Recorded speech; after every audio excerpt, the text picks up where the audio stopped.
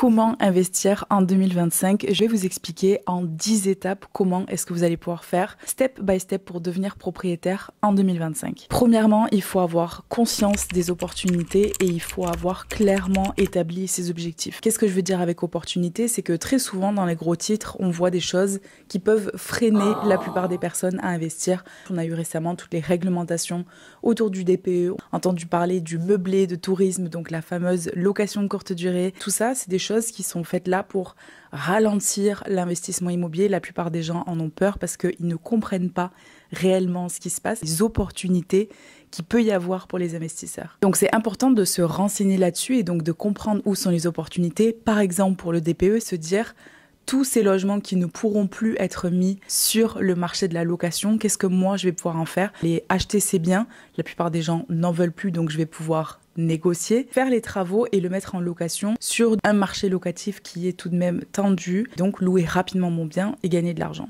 Ça m'amène à quels sont clairement tes objectifs? Qu'est-ce que tu veux faire avec l'immobilier? Qu'est-ce que ça va t'apporter? Est-ce qu'il y a déjà une timeline qui est établie dans ta tête? Est-ce que tu as envie d'avoir un certain cash flow à atteindre d'ici 6 mois, 1 an, 2 ans par exemple? C'est ce qui va faciliter finalement une prise de décision sur un bien une fois qu'on se retrouve devant le fait accompli. On a visité, on a trouvé un bien, ça paraît une pépite, j'ai envie d'acheter. Bien de pas se laisser surmener un petit peu par l'effet coup de cœur que parfois on peut ressentir et se recentrer sur pourquoi est-ce que de base je voulais investir dans un projet. Des choses qu'il faut mettre sur le papier et donc il faut comprendre et partir de là parce que sinon si on se dit j'ai envie d'investir, déjà très bien, mais du coup c'est normal d'être perdu dans ce flot d'informations parce qu'il y a 1 million de projets qu'on peut faire. Qu'est-ce que j'ai envie d'atteindre et en combien de temps? Un objectif il peut être réalisé que si on sait ce qu'on veut atteindre, dans quelle timeline et du coup quel montant. Donc c'est aussi le moment de se poser la question de qu'est-ce que je me vois faire comme projet et qu'est-ce que je me vois pas du tout faire. C'est pas au moment où vous allez visiter que vous allez vous dire waouh, en fait les travaux, j'ai pas du tout envie, ou alors je suis prêt à faire uniquement de l'esthétique, mais je veux absolument pas commencer à toucher à une toiture, à du gros œuvre. Posez-vous aussi ces questions maintenant, ou aussi quelle distance est-ce que je suis pas prêt à faire pour investir tout simplement. Ensuite, quel est votre budget pour ce projet? Je ne vous demande pas de vous dire ok, je vais pouvoir mettre 150 000 euros ou 200 000 euros ou 50 000 euros, c'est pas ça, mais c'est juste de comprendre vos finances et donc ce que vous êtes capable de faire. Vous n'êtes pas obligé d'aller voir un conseiller bancaire ou un courtier pour ça. De 1, je trouve que c'est très bien de comprendre soi-même et de 2, parfois on peut être découragé par des conseillers bancaires. Alors je dis pas tous, heureusement, mais parfois il peut y avoir des conseillers qui vont essayer de nous emmener vers quelque chose que finalement on n'avait pas envie de faire, donc soit de d'abord acheter sa résidence principale, soit d'investir dans un projet de défiscalisation par exemple. Pour la question des finances, on sait que la banque, elle a, on va dire, en termes de critères à respecter, un maximum de 35% d'endettement. Donc, à combien est-ce que vous êtes endetté aujourd'hui? C'est les charges qu'on a qui sont divisées par nos revenus et multipliées par 100. Les charges, c'est quoi? C'est toutes les mensualités qu'on pourrait avoir. Donc, si on a déjà un crédit en cours parce qu'on est propriétaire ou parce qu'on a fait un crédit à la conso ou un crédit étudiant, c'est une charge. Un loyer qu'on paye aussi tous les mois parce que vous êtes locataire aujourd'hui de votre résidence principale, c'est une charge. On ne parle pas de charges de dépenses courses ou de tickets de métro, etc. C'est vraiment soit une mensualité, soit un loyer. Oui, on est tous endettés aujourd'hui avec ce que représente notre charge de résidence principale, sauf si on est logé à titre gratuit, mais ça ne veut pas dire que vous n'allez pas pouvoir investir parce que vous allez vous ajouter une charge, mais à vos revenus vont aussi venir s'ajouter les loyers que vous allez percevoir de la part de votre locataire. Ça permet de venir équilibrer mon taux d'endettement. Est-ce que j'ai de l'épargne disponible? Financement à 110%, donc c'est-à-dire que la banque elle prend en charge la totalité du projet, ça existe encore, mais c'est de plus en plus rare. Qu'est-ce que je suis capable de mettre en place au quotidien pour faire grossir cette épargne que j'ai? Je mets en place un virement permanent tous les mois. Je montre déjà à mon conseiller que je suis responsable. Si aujourd'hui je suis par exemple à mon compte et j'ai pas encore de revenus assez stables, est-ce qu'en attendant à côté pour investir, je peux prendre un job peut-être à mi-temps mais qui me permet quand même de rentrer de l'argent? Donc c'est de se poser ces questions-là. On parle pas de faire des gros sacrifices pendant des années pour l'immobilier, mais on parle de quand même réaliser la situation qu'on a et donc qu'est-ce que je mets en place? Si j'ai envie d'investir, qu'est-ce que je dois faire et est-ce que du coup je suis prêt à le faire ou pas? Troisième point point qui est hyper important, c'est de maîtriser la fiscalité. Encore une fois, c'est comme la partie bancaire, c'est qu'on ne peut pas se lancer dans un projet quand on ne maîtrise pas au minimum les règles du jeu, et sont mes forces ou sont mes faiblesses, etc. La fiscalité, ça va impacter aussi les choix que vous allez faire, lieu où vous allez vouloir investir, faire un type de projet. Si l'objectif premier, c'est pouvoir remplacer une partie de salaire, forcément, il faut que la fiscalité elle soit avantageuse parce que sinon, vous allez investir dans un bien avec toutes les charges que vous allez avoir liées à cet investissement, les impôts par-dessus. S'il vous reste pas grand-chose dans la poche, alors certes, ça restera toujours intéressant, il faut avoir conscience aussi de ça. C'est pas parce qu'il n'y a pas de l'argent de disponible de suite que vous n'êtes pas en train de capitaliser sur quelque chose. Et aussi, quand le crédit sera remboursé, eh bien le loyer il va vous rentrer à 100% dans la poche, une fois les charges payées. C'est aussi un bien qui prend de la valeur tous les ans, ça vous rapporte de l'argent que vous ne voyez pas, c'est pas encore palpable, mais si vous vendez, ça le sera. Si vous avez un besoin d'avoir de l'argent dans la poche de suite,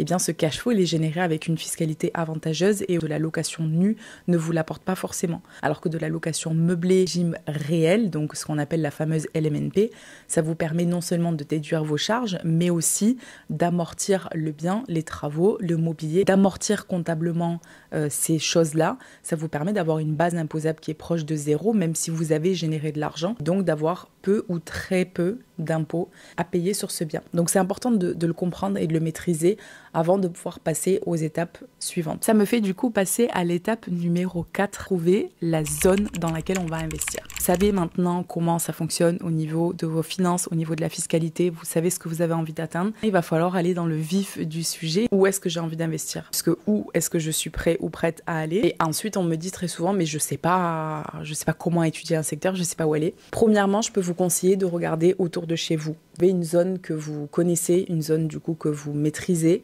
Donc, commencez autour de chez vous. Ensuite, allez dans des zones, par exemple, où vous avez fait vos études. Ensuite, vous pouvez aller dans des zones où vous avez encore de la famille. Donc, c'est plus simple aussi pour des visites ou pour avoir des renseignements. Essayez aussi d'en discuter avec des personnes autour de vous qui ont déjà investi. Au sein de la Saving Family, par exemple, il y a des coachés entre eux qui en discutent et qui se disent, bah tiens, moi, je suis pas du tout du secteur dans lequel je vais investir, mais j'ai étudié là-bas parce que j'y connaissais quelqu'un. C'est un secteur qui est super intéressant. Donc, eh bien, ça permet à d'autres personnes aussi de se mettre sur ce secteur-là. Et ensuite, il faut aller l'étudier en profondeur. Il faut étudier son économie, il faut étudier sa démographie, il faut aller quartier par quartier, comprendre qui est-ce qui s'installe là-bas, qui est de passage éventuellement là-bas, parce que pour de la location courte durée, on a du tourisme, mais on a aussi du professionnel qui se déplace. Qu'est-ce que j'ai en termes d'entreprise autour? Est-ce que j'ai un réseau de transport qui est assez important et l'accès est facile? Le marché immobilier de ce secteur, à combien est-ce que je peux acheter au prix au mètre carré? Est-ce que c'est loué?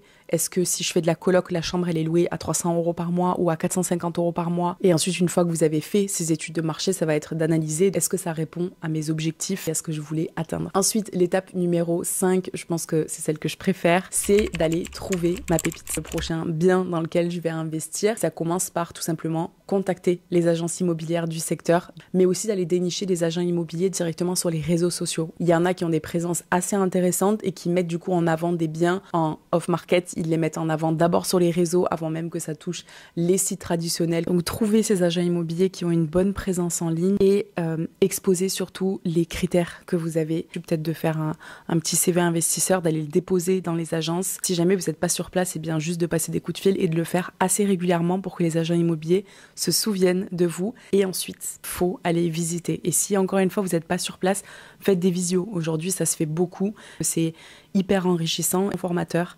Donc du coup, c'est important d'y aller, de se déplacer. Au fur et à mesure, vous allez vous faire aussi de l'expérience. Faites des photos et des vidéos des choses que vous allez devoir faire rénover.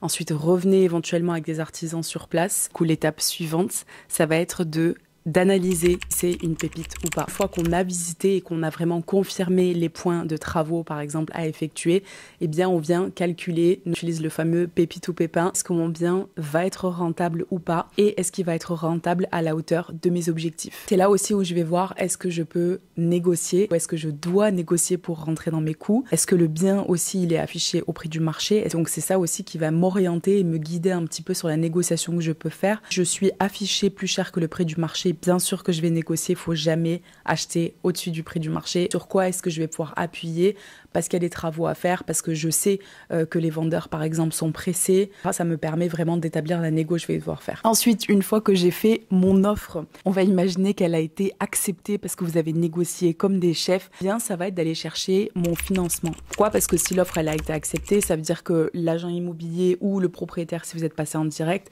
va envoyer tous les papiers auprès du notaire. Ça va vous permettre de signer le compromis dans lequel il y aura stipulé la désignation du bien, vos informations à vous, celles du vendeur et aussi les conditions suspensives, donc les conditions qui font que vous allez pouvoir aller au bout de cet achat qui a très souvent en conditions suspensives, c'est donc l'obtention d'un financement. Je vais en banque justement et je vais aller défendre mon projet. C'est important d'apprendre à le défendre. Alors on peut passer avec un courtier si on le souhaite, si ça nous rassure, mais je trouve ça aussi très formateur d'y aller soi-même, d'avoir une petite présentation. Nous, on a un modèle qui est utilisé par nos coachés et qu'ils adorent et que d'ailleurs les conseillers bancaires adorent aussi, dans lequel on expose toute notre situation, ce qu'on veut atteindre, l'étude du marché, le bien, etc., etc. On a eu notre financement, on a tous nos devis qui sont là et donc on va pouvoir aller signer l'acte authentique dont vous devenez officiellement propriétaire du bien. Donc ça veut dire qu'on retourne chez le notaire, on va juste acter tout ça, on signe, on reçoit les clés, on paye le prorata de la taxe foncière au propriétaire en face. La banque a déjà débloqué les fonds et maintenant on va pouvoir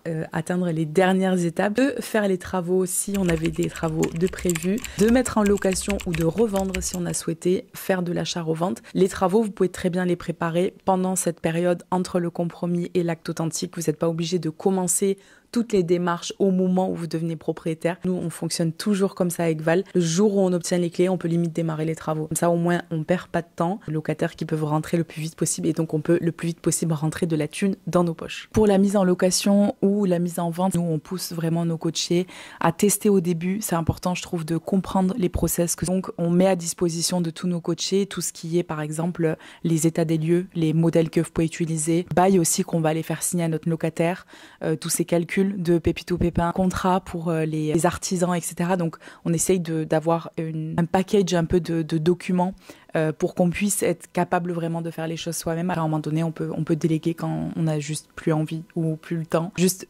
rappelez-vous que l'investissement immobilier, ça doit rester aussi un plaisir. Ça doit être fun en fait, ça doit être cool. Vous devenez propriétaire, c'est quand même beau. Donc c'est important de faire les choses parce que ça nous fait plaisir. En tout cas, vous l'aurez compris, c'est des étapes qui sont toutes hyper importantes. Donc formez-vous aussi pour ça et soyez entourés de personnes qui sont déjà passées par là. C'est de maîtriser toutes ces étapes pour pouvoir surtout, ce qui m'emmène à ma dernière étape, c'est juste de recommencer, du coup d'être capable en fait de reproduire la même chose autant de fois que vous le souhaitez, autant de fois que du coup vous avez pas encore atteint votre objectif financier par exemple, et aussi parce qu'on peut vraiment continuer à grandir. Plus on investit jeune, et bien plus on peut continuer parce que on va changer de job, on va gagner un peu plus d'argent, on va mettre un peu d'argent de côté, on va pouvoir réinvestir. Donc, en fait, sur les années, vous allez pouvoir faire tellement de projets. Vous allez pouvoir aussi peut-être revendre un premier projet que vous aurez fait parce que c'était super, il était rentable, mais que finalement, si vous le vendez, vous vous dégagez de l'endettement et vous allez pouvoir faire un projet beaucoup plus important ou qui vous tient à cœur. Encore une fois, je reviens à des raisons plus, on va dire, plus profonde que juste, entre guillemets, faire de l'argent et se faire kiffer à côté, mais aussi de faire des projets qui ont du sens au niveau social, par exemple. En tout cas, kiffez le process, informez-vous, continuez à regarder des vidéos YouTube pour vous informer sur comment atteindre ces objectifs. Et surtout, n'hésitez pas à me dire en commentaire si vous souhaitez voir un sujet différent au niveau de la prochaine vidéo YouTube, mais aussi de laisser un petit like, de vous abonner aussi, ça nous aide beaucoup sur la chaîne. Et puis, je vous dis à très bientôt.